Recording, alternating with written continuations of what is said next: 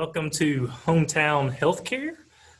This is Charlie Barnes IV, family owner and operator of Barnes Healthcare Services in Valdosta, Georgia. We've been around for 110 years, and I want to share with you how we help support our communities and what we do. Today, I have brought a guest on to inform you a little bit about respiratory therapy. Heath Tomlinson is a respiratory therapist, has been for 14 years, and today is an interesting time for the respiratory industry, which we've been in for quite some time now. So I'm excited to welcome Heath and have a couple questions and a little discussion with. Thank you, Charlie. So Heath, if you don't mind, just introduce yourself and say a little bit about your background in respiratory therapy and healthcare in general and kind of your perspective. Absolutely. Well, thank you for having me. And my name is Heath Tomlinson. I'm a registered respiratory therapist with Barnes Healthcare. As you said, I've been a therapist for 14 years, and for 7 of those, I was in management at a hospital level. My focus was primarily critical care and working in intensive cares, and then as a supervisory role. And then for the last 7 years, I've had the pleasure of being here at Barnes. Awesome. So in our current COVID-19 environment and all of the things that we're doing to protect ourselves and protect our patients and those we interact with, what's different? What's different today than what it was 6 months ago? It looks a lot different than the way the way it looked a year ago. Matter of fact, this wasn't standard issue for all of our RTs a year ago, as well as all of our PPE and our masks and our gloves and our booties. The way it looks at the home level is we obviously are screening our patients for COVID-19, and if we determine that they have had a positive test or are currently positive, then we are going above and beyond to protect not only our patients, but ourselves as well. And that is a full suit of PPE gear. We are also determined that if they do not have COVID-19 and there's no reason for us to be in the home, if we can do some things outside, like our pickups, then we're doing that to maintain social distancing. Right now, I'm currently assisting a hospital in getting a COVID-19 invasive ventilated patient home.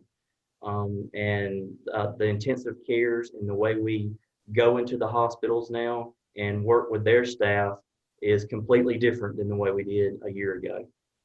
So that you just brought up a big subject. I mean, there's two things. One, a lot of people may not understand about home care respiratory therapy, because a lot of respiratory therapists work in hospital settings like you did earlier in your career. But you also talked about invasive ventilation. That's a very complex patient to be seen in the home, right?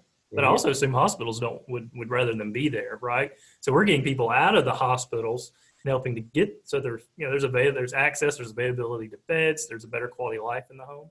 So there's a lot kind of in there. Can you talk to any of those points? Absolutely.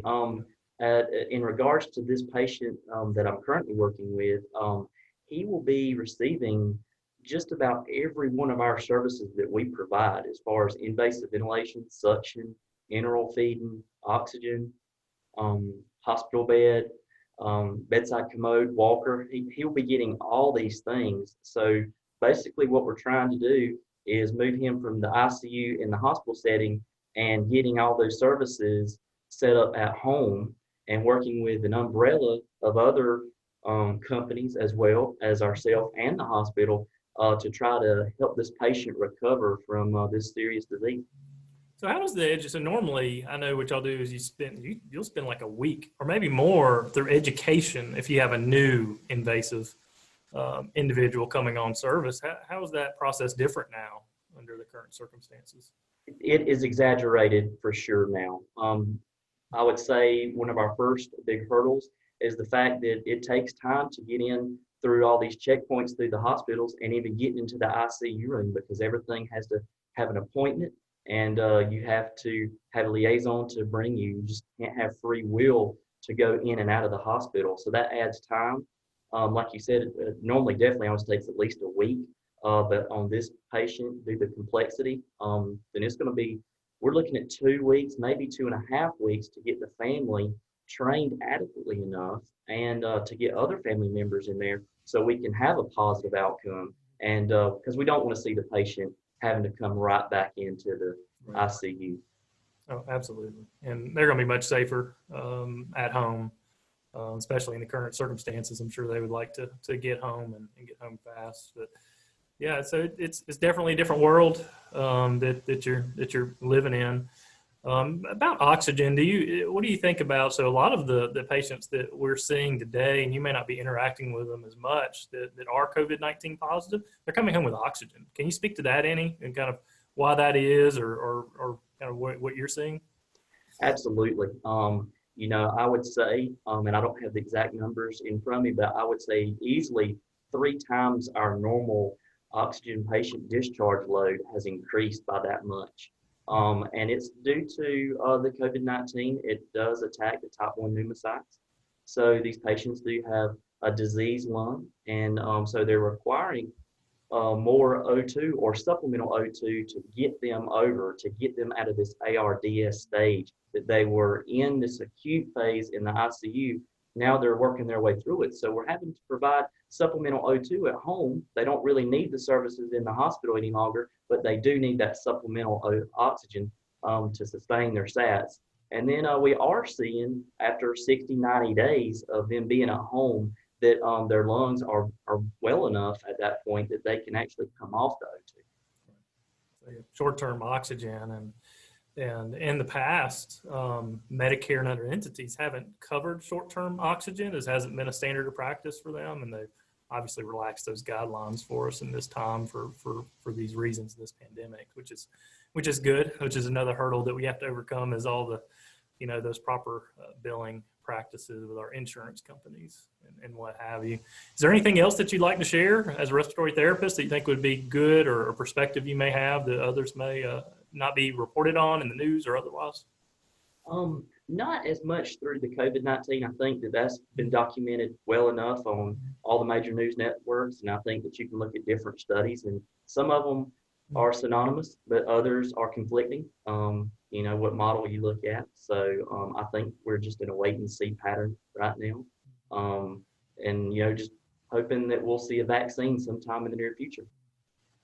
Awesome. Well, Heath, thank you for all that you do on the front lines, taking care of patients, going in the hospitals, going in different nursing homes, going in the home, and really making sure that we are protecting and doing what is right for those that we serve. It is a serious first responder at this point, almost like a job, because there's just so much uncertainty, right? And we're moving and have moved over the past 5 months or so with, trying to figure it out and do the best we can. And you've done a great job with that. So we appreciate it. Absolutely. Thank you so much, Charlie. So if somebody was wanting to reach you and had a question or anything along those lines, could they reach out to you?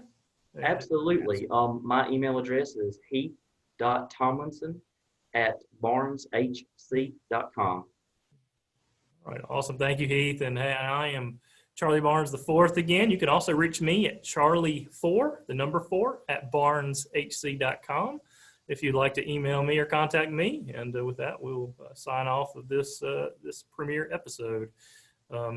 Thank you for tuning in, and take care.